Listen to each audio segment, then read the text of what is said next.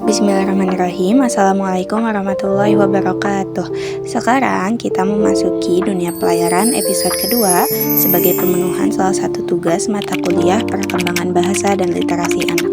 Selamat menyaksikan. Halo teman-teman, jadi di video kali ini kita mau ngelakuin eksperimen tentang pengaruh kata baik dan buruk. Stay tune ya. Day 1. Kamu buruk, kamu jelek, kamu bau. Kamu tuh cantik banget, kamu baik, kamu keren. Day 2. Kamu tuh gak becus banget, gak bisa diandalin. Kamu tuh emang ya keren banget, mantap deh pokoknya, selalu bisa diandalin. Day 3. Kamu sombong banget deh, suka ngebohong. Kamu lucu banget, gemes. Day 4. Kamu tuh lemah, gak berdaya. Kamu kuat, tangguh banget. Day 5. Kamu takut, kamu lemah.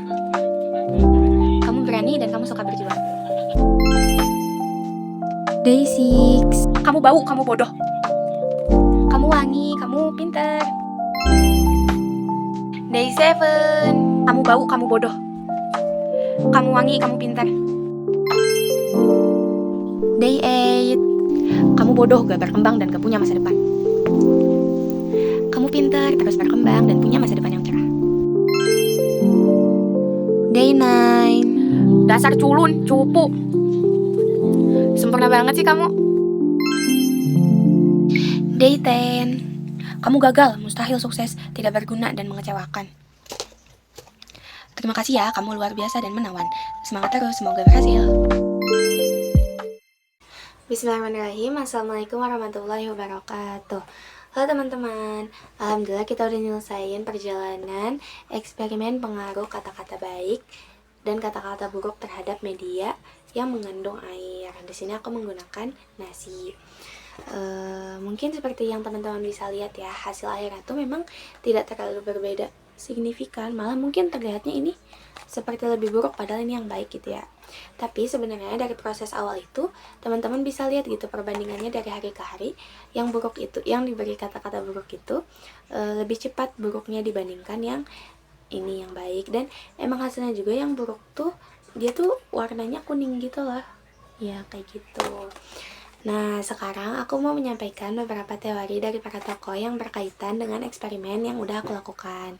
Yang pertama itu ada teori behavioristik dari B.F. Skinner, di mana beliau mengemukakan bahwa perkembangan bahasa itu dilatih melalui pembiasaan. Karena sejatinya anak itu lahir dengan potensi belajar dan perilaku yang itu tuh sangat dipengaruhi dari lingkungan, seperti itu. Nah, jadi pembiasaan apa yang diberikan oleh lingkungan, maka itu yang akan menjadi hasil akhirnya.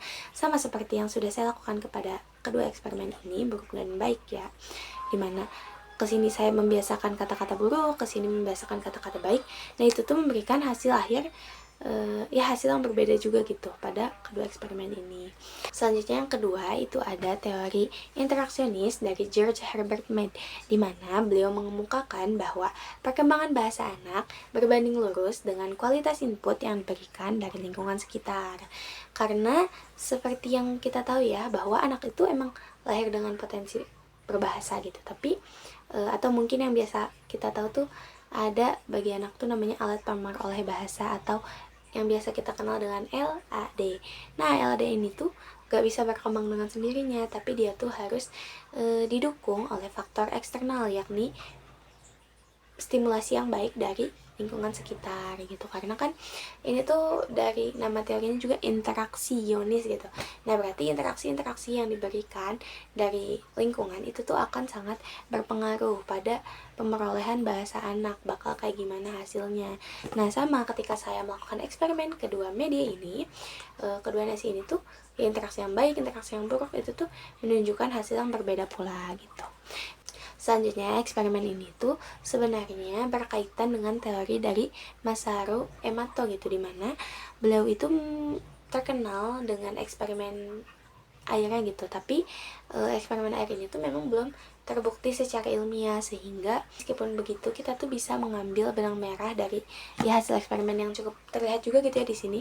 Kita bisa mengambil benang merah bahwa Jika air saja diasumsikan merespon vibrasi kata, maka apalagi anak yang mereka tuh memiliki sistem kognitif dan juga emosi gitu. Jadi pasti lebih berpengaruh kepada anak gitu. Dibandingkan ini yang baru cuman asumsi merespon vibrasi kata kayak gitu. Nah, terus kenapa hasilnya bisa berbeda, atau mungkin kayak kok yang baik malah kayak lebih jelek gitu kan yang buruk ini.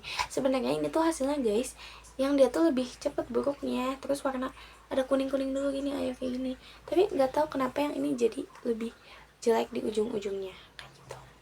Nah, tapi ini tuh berkaitan juga gitu dengan teori komunikasi dari Albert Mehrabian, di mana beliau tuh mengemukakan, mungkin teman-teman juga tahu gitu, ada teori terkenalnya terkait 7, 38 dan 55, di mana 7-nya ini tuh adalah verbal atau kata-kata, 38-nya itu adalah vokal atau nada gitu. Dan yang terakhir 55 itu dari visual atau bahasa tubuh gitu. Nah, yang saya lakukan itu lebih ke baru verbalnya doang kan, baru kata-kata yang itu tuh cuman 7%-nya gitu. Sedangkan nadanya vokalnya gitu ya, ketika saya menyampaikan kepada kedua media ini tuh saya sendiri merasakan bahwa kadang tidak ada perbedaan nada gitu loh. Jadi mungkin itu yang menyebabkan hasilnya kurang optimal.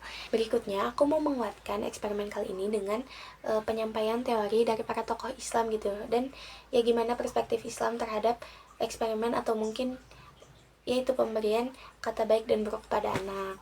Yang pertama itu ada dari Ibnu Khaldun gitu. Ibnu Khaldun tuh merupakan tokoh sosiologi Islam, dan beliau ini tuh memiliki salah satu buku karyanya itu Muqaddimah, di mana di buku Muqaddimah itu disampaikan bahwa anak yang dididik dengan kekerasan maka akan tertekan gitu jiwanya.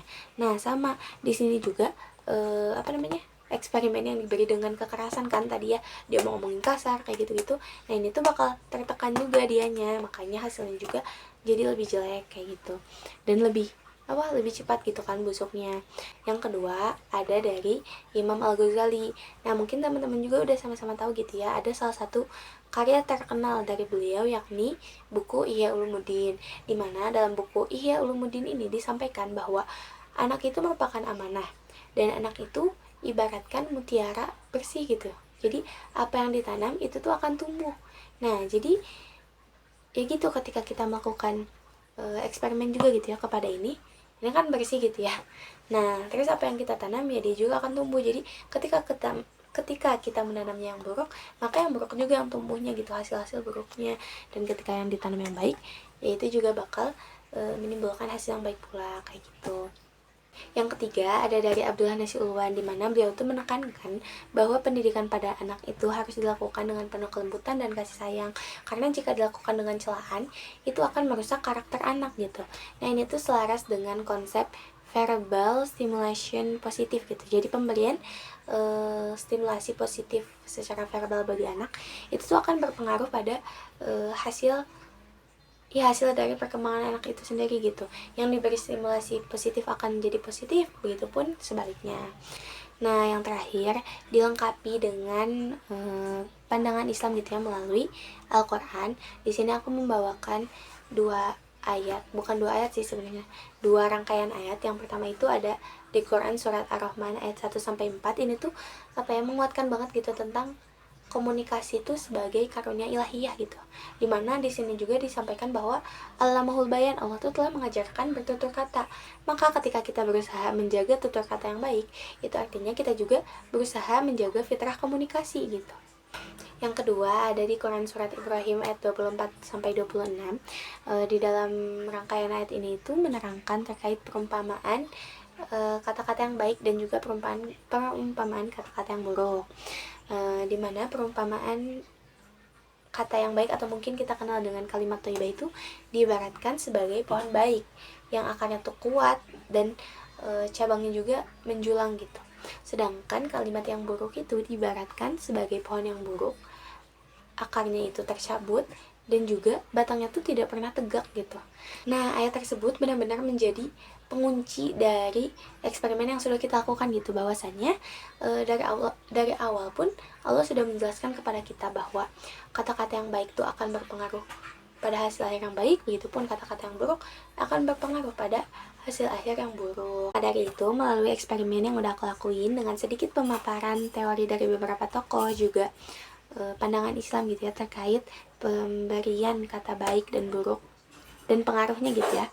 Di sini aku mau mengajak teman-teman untuk kita sama-sama berusaha menjaga ucapan kita agar apa-apa yang kita ucapkan tuh merupakan kata-kata yang baik, karena itu tuh akan sangat berpengaruh apalagi dalam kita berinteraksi dengan anak gitu, karena kan insya Allah kita akan menjadi calon pendidik anak usia dini gitu.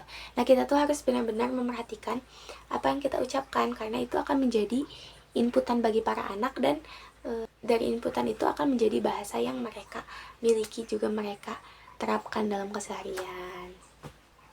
Mungkin cukup sekian untuk video eksperimen kita kali ini. Sebelumnya aku mau mengucapkan terima kasih banyak kepada Bunda yang sudah memberikan tugas eksperimen ini, sehingga aku lebih mengeksplorasi lagi gitu tentang teori-teori pemerolehan bahasa, teori komunikasi, juga ya gimana implementasinya terhadap eksperimen, bahwa itu tuh memang benar-benar sangat berpengaruh. Aku juga mau meminta maaf jika dalam video eksperimen kali ini terdapat banyak kekurangan, juga mungkin kesalahan dalam penyampaian terkait teori-teori. Semoga kita bisa sama-sama mengambil yang baiknya dan semoga bermanfaat. See you again. Assalamualaikum warahmatullahi wabarakatuh.